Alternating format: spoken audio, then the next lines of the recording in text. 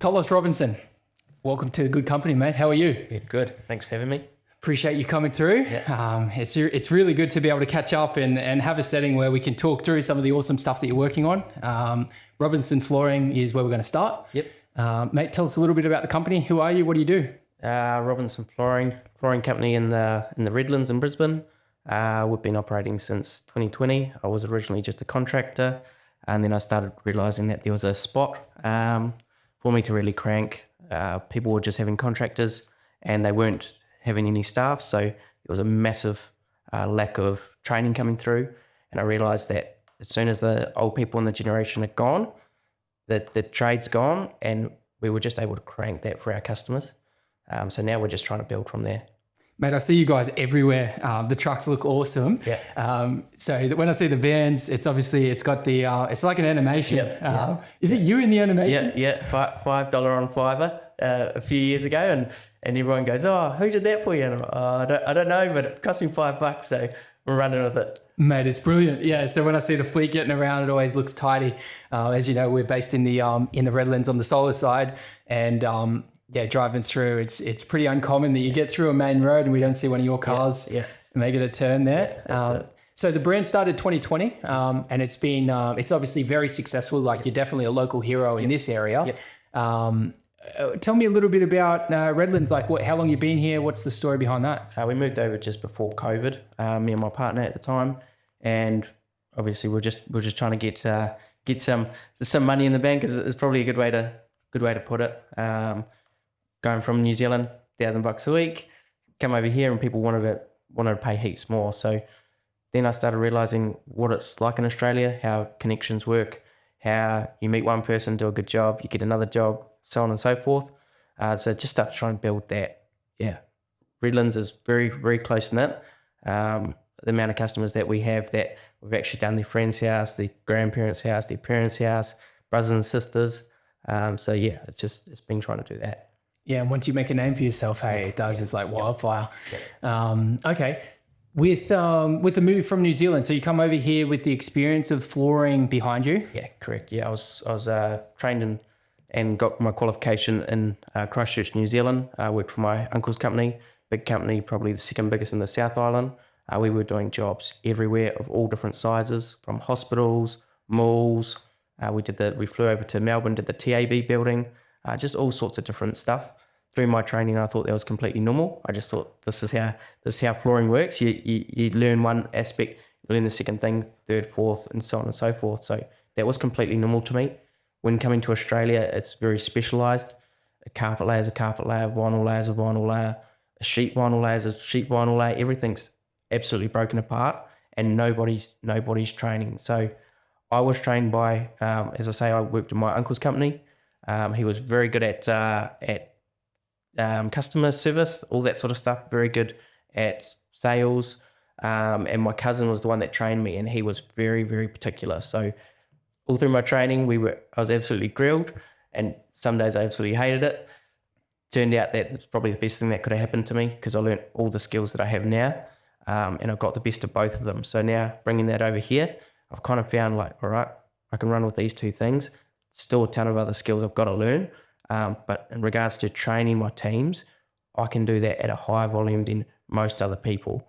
That's probably where I'm trying to steer more towards now. That's probably my greatest value, is I can grow that part and kind of start kicking through the industry. Man, I completely agree. And you were really young, I suppose, coming through that. So we were having a chat just about how young you were running some of these big jobs. New Zealand's obviously a different world. So talk to us about the age when you got started. Yeah, so I was already into flooring when I was 15. Walked past a free Wi-Fi booth one day, and my uncle said, I was living out of town. He said, "Oh, you got a job around there? You want to jump on it?" And I said, yeah. And then my old boy was moving up north, and I was like, I'm not moving again. Rang up my uncle. Can I come do an apprenticeship? Virtually straight from the get-go. First job I done was on a hospital, on and off there for 6 months. So I was just really accustomed to meeting with foremen and all that sort of thing. I wasn't knowing now, I didn't actually know that wasn't normal. It was just I was straight away handed that level of responsibility to be able to communicate to people and actually enjoy that part. So as we started doing bigger and bigger jobs, sometimes there was 10 staff on a job, 15 staff on a job, plus contractors. I became that middle person where I would make sure all the details were to what was said. Obviously, when you're doing big jobs, the specs that you have to follow have to be followed, or you rip it up and start again. So for me, as I say, it was second nature, because I just come straight into that. I didn't know any difference. And it's paid dividends now. Yeah. So you're still really young. Yes. So you started the company out. How old were you when Robinson Flooring started? 21, I think. Yeah, 21, 21. Big step. Yeah. Big Yep. step. And almost overnight, did you feel like it was working straight out the gate, or? No, purely went into it, like seeing the amount of money people were paying me. I was like, man, I'll work from 6 a.m. till 10 at night if someone's going to pay me this much money. So at the start, it was all on that. Then I started growing the team size around it. In regards to the age part, because I was around people who were 30 to 40 from being the age of 15, I just started living like them. Like, it was common for them to go home, have a meal, go to sleep, come back to work the next day. So it was just, that was my norm. It wasn't so much going out partying every day. It was like, right, let's just work. Let's just keep getting money in the door. Let's just do it that way. So yes, it's just been now I'm 26 now. I've been in the flooring industry this is my 12th year in flooring.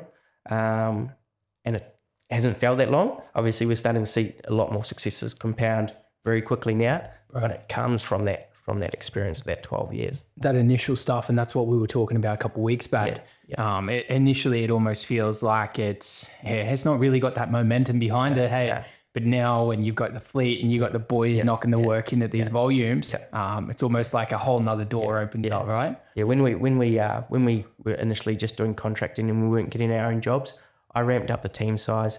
I had multiple vehicles on the road, and I was like, yeah, we're making big money, but I didn't have any admin person in play. I didn't have a bookkeeper at the time. No. I didn't have a second in charge. I was just like, yeah, you just go for it. Yeah, you want a job done? I'm there. Yep, 100%. What day you need it? What time you need it? We're there.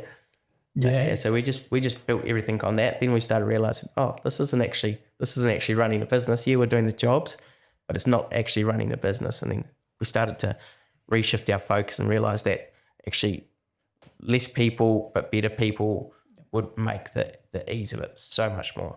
Yeah, I completely agree. Mate, it's been I suppose in the scheme of things, it has been a relatively short journey, but there's been a few things I'm sure that stick out as being key moments throughout the journey so far. So talk to me about 2 or 3 of those like big accomplishments, key moments for you.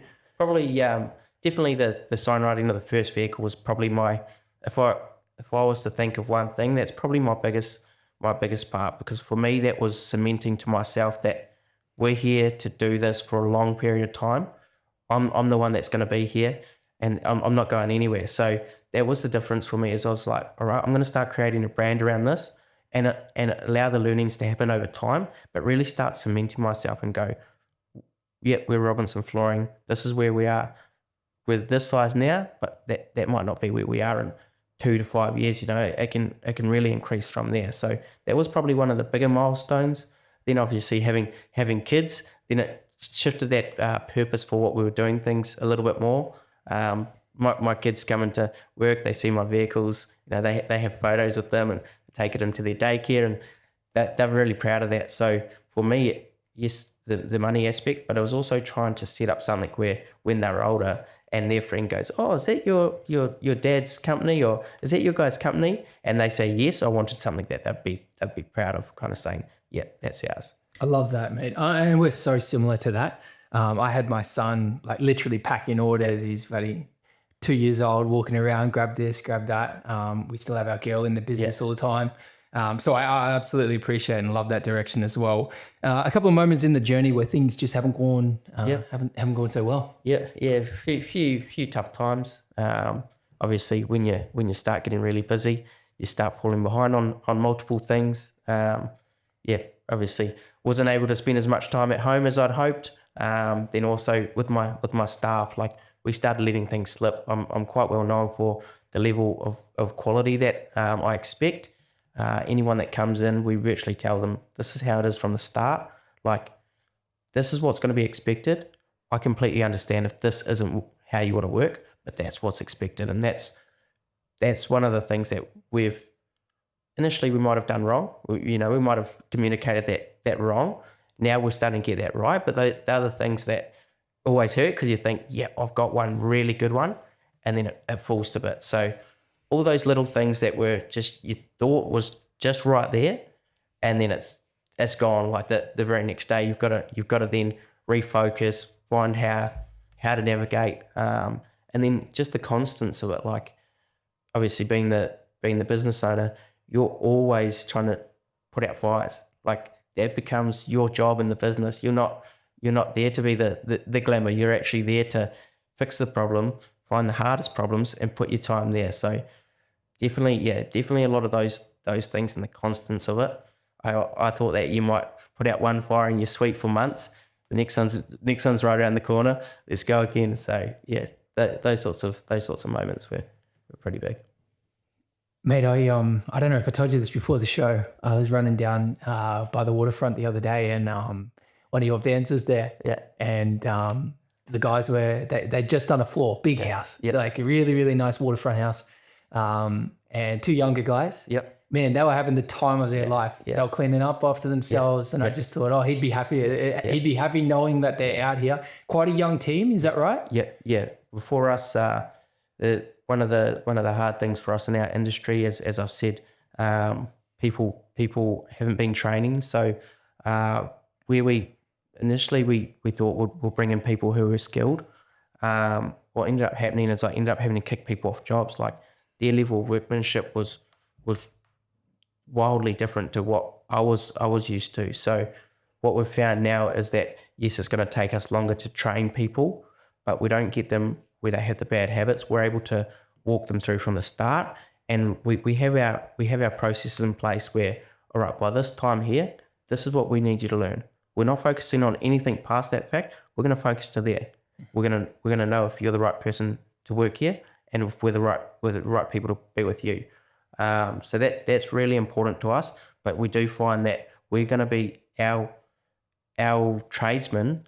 By the time they're a tradesman, they might only be 23, 24. Mm-hmm. So it's gonna predominantly be young people coming through that maybe haven't enjoyed school and gone, all right, I'm going to get into a physical job. It's not something that when you're in school, people go, I want to go be a floor layer. It's not like a plumbing or electrical apprentice. Generally, you only get them because you know somebody that's in it, or once again, you're a third generation floor layer. And this is the thing that I love. Like people in school, they have these big ideas of like, if I need to be a millionaire, I'm probably going to have to, sell property or do these like really big high-end fancy things. Yep. And it's absolutely not the case. Yep. You have these young guys are literally in trades making a mint. Yep. So that always impresses me. And I think that that's something that the younger guys really need to have a look at. Services and trades, when done well, very lucrative business. Yeah, definitely. Yes, it's something that, like for our young fellas coming through, they can be getting themselves set up and a bit of backing behind them that they can be earning a couple of $100,000 a year. Like it's really niche in a way that if you're really good, your phone's not stopping. Like you're going to be doing jobs for that family for as long as you're alive. Like they're not going to go price shopping. So people have been burnt that much in our industry that we are finding that if you're really good, nothing's going to stop it from working. It's just going to be, like getting out there and getting it done. So our young fellas, we're completely transparent from the start. Like this is something that you can earn a lot of good money. You need to work hard. You really need to get those skills and keep that standard there. With time, it will come and you'll just keep building from there. And I know that they're not going to be with us forever, but I understand that, all right, well, you're here. Let's make the most of it. Yeah. Agree. Major pivots or breakthroughs that have, like, what were the things that just really sort of set you off? One of the big things is definitely joining into a business group, realizing that when you talk with other business owners that people are in the suck for a lot longer than what you think. I knew a few business owners, but not that many, and I didn't actually realize how often people actually just have to stay in that suck, stay in that arena of where you just feel like you're fighting nonstop.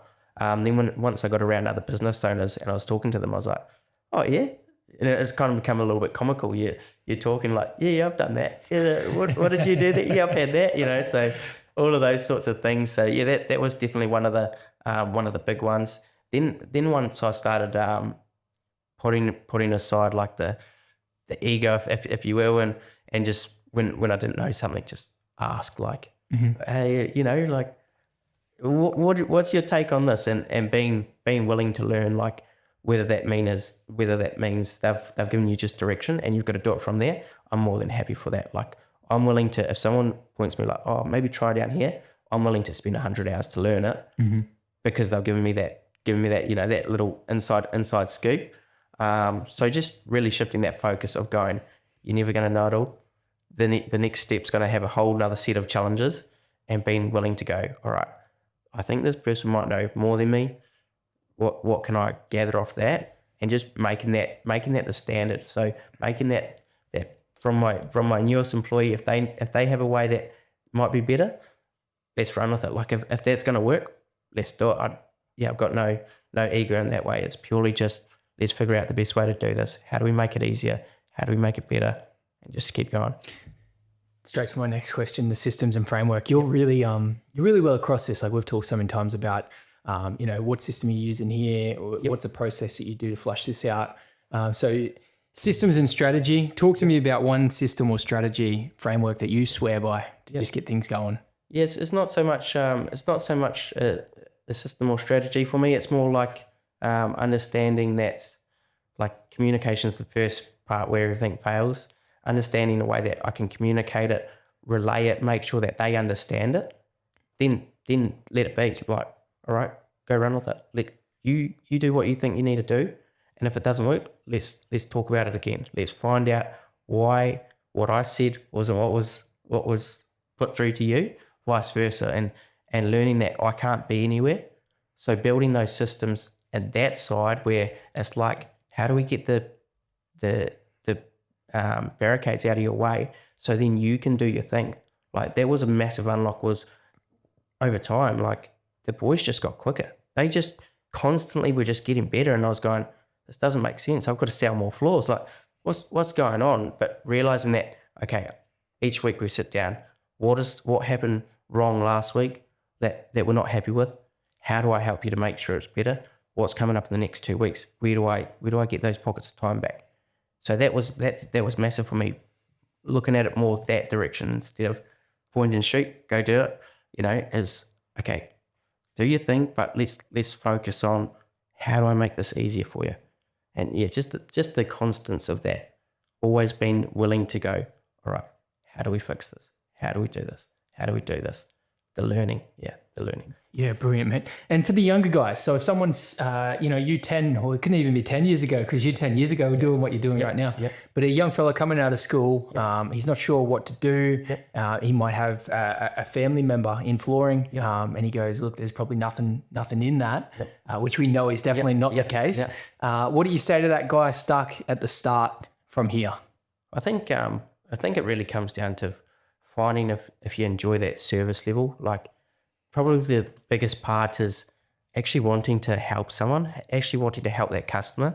So like we say to our team, if something's within this price bracket to get it done, just do it. Like I'll pay you the time, whatever it costs in that way, but that level of service. And then because of what we do, like we go through a house, start of the day, it may look old tiles, terracotta tiles. 2 days later, it's a brand new floor. So we get that job satisfaction massively. Like that's one thing that every new employee comes through. They're like, I like this. We're in and out, and we've made that house look awesome. So it definitely comes down to wanting to actually help the customer and wanting a job where you're going to be proud of your end result. Because from there, money's going to flow. And I love it. Okay, anything exciting that you're building or launching? Anything upcoming that we can talk about? Yep. We're currently putting things in place where we're going to start taking spots in our industry. We're massive in that training space. We're about to put on another 2 employees. We're now building in the office side where we can increase that level of communication for our customers. When we look back through our industry, we find that's the first pitfall, probably like most businesses, but we're trying to build around that.